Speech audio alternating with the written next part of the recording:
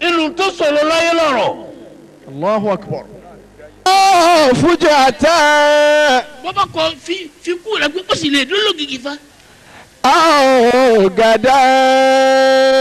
àwọn sọ̀rọ̀ ń jẹ́ ní afábra wúfi. Akiramakum. bàbá wa aláyì gbogbo Ìlọrin lọ́mọ aláyì sì dínkù olóró. pẹ̀lú ìyàwó rẹ̀ lọ́jọ́ lọ station wọ́n dúró ní èmi náà kí mi lọ ta lọ bẹ̀ wọn òun náà ní sin drive bó o sì lò lágbé bàbá yìí ni bàbá ọ̀yà Allah. àsọtì lọ́nà nù. Ijali mamataka lahzatan aw sa'atan aw fujatan aw gadan ba'dahu aw gadiya. wọ́n ní fi kú rẹ̀ sí fún jihatan ògìgì. Aw sa'atan. afábra wúfi. Akramakumullah. abdullahi abudu lọ́kà àpòmù. òun ní wakọ̀ ọ̀bọ̀ fún rẹ̀ àbí ara yín náà ni. ń bọ̀ wá ó sì dé yàrá tí kò bí mẹ́ ó sì gbèsè àná náà ló sì dúró sí. Allah. Ijali mamataka lahzatan aw sa'atan aw fujatan aw gadan ba'dahu aw gadiya. àpá alẹ́ mi ní fi kú ọ̀la sí gádà ọ̀la ọkọ̀la máa wá palẹ̀ mọ́ kí ló Ba'dahu aw gadiya. bí ọ̀la ni o fi sí. Aw gadan ba'dahu aw gadiya. fi sọ́la bá da ọ̀gádìí àbí kò fi sí pé kò mà lè jọ tún lálọ́ kò fi sí bí ó jìnnà o bí a bá ní ta lọ́kọ́ lẹ̀ bẹ́ẹ̀ àfa alẹ́ mi ni. اجعل مماتك لحظة أو ساعة أو فجأة أو غدا بعده أو غاديا. bàbá wa tàná bàbá wọn gbé mo lè sáàdú bàbá náà lọ́rọ̀ mi mo kó lọ sáàdú yẹn ni tí n gbọ́dọ̀ wọn mọ̀ yẹn pé mo ṣàgbà rẹ o yẹn pé mo ṣàgbà rẹ o.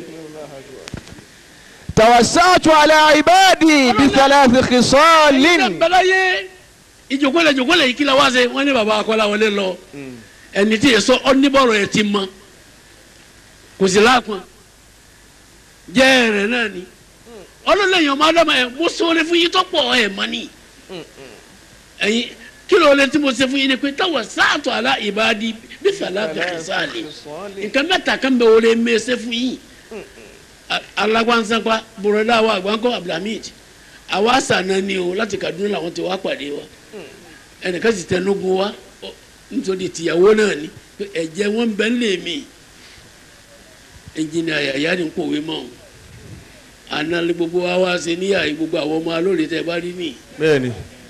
ẹni Allahu Akbar ọlọ́ táwọn sáàtọ̀ aláìbádi ìyàwó Sayyidatu Rehana obìnrin bí ọkùnrin Masha Allah. tó jogún ẹ̀ lọ́dọ̀ àwọn tó bí àmọ́ Sayyidatu Rehana arówólò tí ń darí ìjòkó àsàláàtì pẹ̀lú ìyàwó Salimata orí òkò àtàwọn ìyá ni wọ́n sọ Al-Qur'ani kalẹ̀ bí ìgbà tí wọ́n sọ Dalailu kalẹ̀ èyí sì ń bá nǹkan mìíràn lọ́kàn ní àwọn òsè nǹkan mìíràn Alhaji wa Lawal alága Ansar Islam ilẹ̀ ẹlẹ́ran ní ọlọ́lajì àgbà ẹlẹ́kọ̀ọ́ ẹ bá ṣàdúrà àwọn obìnrin tí ń gbé sí sẹ́ńtà yìí kí wọ́n má gbọ́ ọlọ́run mọ́ wa lọ́wọ́ bàbá ní kí ló dé ó ní mi àti pọ̀kàn Dalailu ọ̀kan ní ṣe ọ̀kan Hasan Hussein àwọn òsè kankan bẹ́ẹ̀ kọ́ máa ti gbọ́ àwọn obìnrin yọ́gbọ̀n àlùkìyámọ̀ mọ́ wa lọ́wọ́ bá. الموت فاذكر وما وراء فمنهما لأحد براء فمنهما لأحد براء ọlọ́run táwọn sáàtù aláìbádí. بثلاث خصال. nǹkan mẹ́ta mẹ́ sọ̀rọ̀ fún yín ẹ̀yin ò sì mọ́ lóore. kí lóore náà kí nǹkan mẹ́ta tán náà fọ́. بعثت الدودة على الحبة. bẹ́ẹ̀ bá mú èrè yẹn gan ọkà bàbà tẹ lọ sọ rẹ síbi kan máa dẹ kòkòrò sí i kòkòrò ajẹ wọn ní gbogbo nǹkan kó ọba jẹ ojú ni ó ṣe kínní ni. ولولا ذلك لكنزها ملوكهم. dídẹ kòkòrò tí mo dẹ sí àwọn arúgbìn yìí ni oore mẹsẹ. Allahu akbar. bí ọba sì bẹ́ẹ̀ gbogbo àwọn ọba ayé ni ibi wọn fẹ́ràn ká fi nǹkan pamọ́ so wọn ọba fi gbogbo ẹ̀ pamọ́ ní fẹ́nikẹ́ni. كما يكنزون الذهب والفضة. bí wọ́n ti fi góòlù pamọ́ fi fàdá pamọ́ ni bẹ́ẹ̀ wọn ọba lọ sọ gbogbo nǹkan tẹ̀ ń jẹun wọn ní jẹ́lómi ò rí mọ̀ mọ́ mọ́ wá wọn. والموت فاذكر وما وراء فمنهما لأحد براء وإنه للفيصل الذي به bàbá ń lọ máa rántí ikú. ينكشف الحال ولا يشتبه والقبر روضة من الجنان أو حفرة من حفر النيران إن يكن خيرا فالذي من بعده أفضل عند ربنا لعبد وإن يكن شرا نعم نعم. dídẹ kòkòrò tí ń dẹ kòkòrò sí rúgbìn ni oore kan ni káwọn ọlọ́lá yẹn mọ̀ wọ́n á máa lọ sítọ̀ rẹ̀ ni. bákan náà mo ti ṣe oore fún yín mo ṣe oore fún yín inú nǹkan mẹ́tẹ̀ẹ̀ta tí mo fi ṣe oore fún yín náà òun náà ni pé mo ṣe oore fún yín òun náà ni mo òórùn.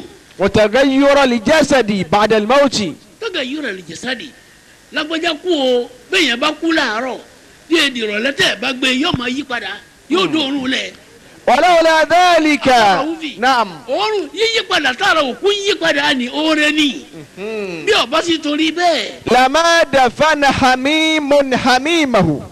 ọ̀rẹ́ ò ní sí ọ̀rẹ́ rẹ̀ ọ̀rẹ́ tọ̀rẹ́ rẹ̀ kú kò ní lọ sí. لما دفن. yóò fẹ́ máa rí ni oore ni mo fi yíyí táyà rẹ̀ bẹ́ẹ̀ bá wá sí o yóò máa rún o oore mo fi ṣe. أكرمكم الله.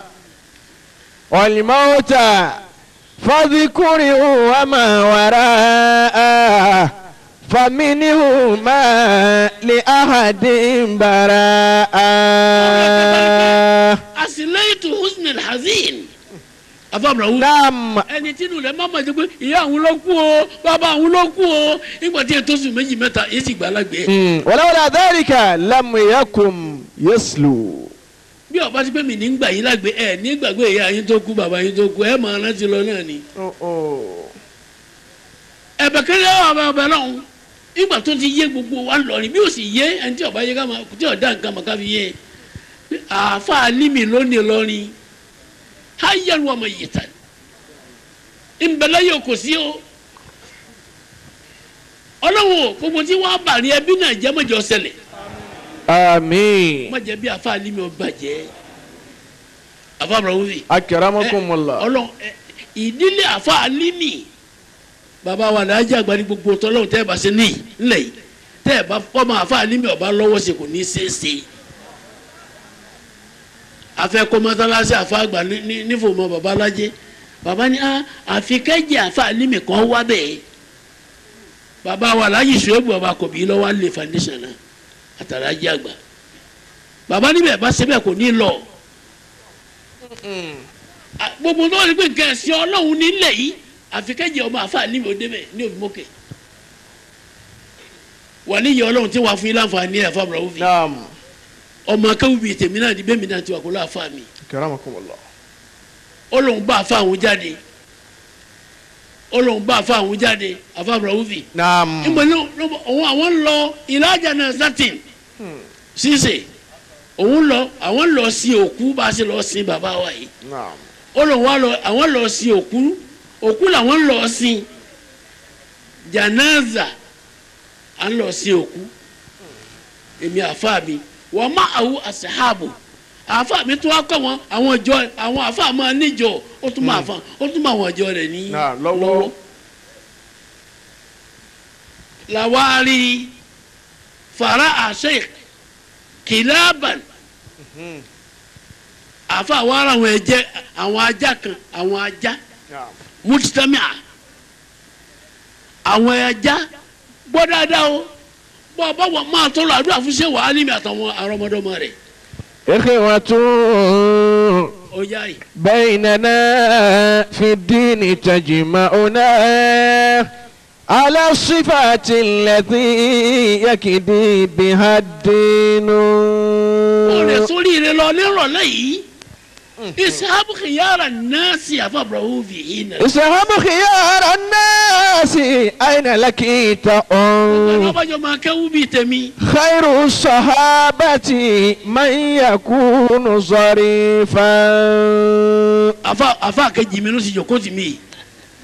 isahabu khiyara nasi.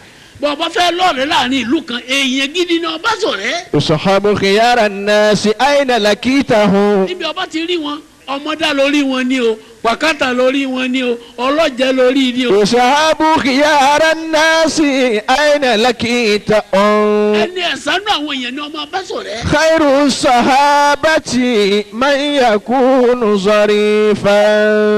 ẹni ọba jẹ́ ní pàtàkì tó jẹ́ èèyàn gidi náà lọ́ọ́ da lọ́ọ̀rẹ́ téèyàn bá rìn afábùràwù bíi أكرمكم الله.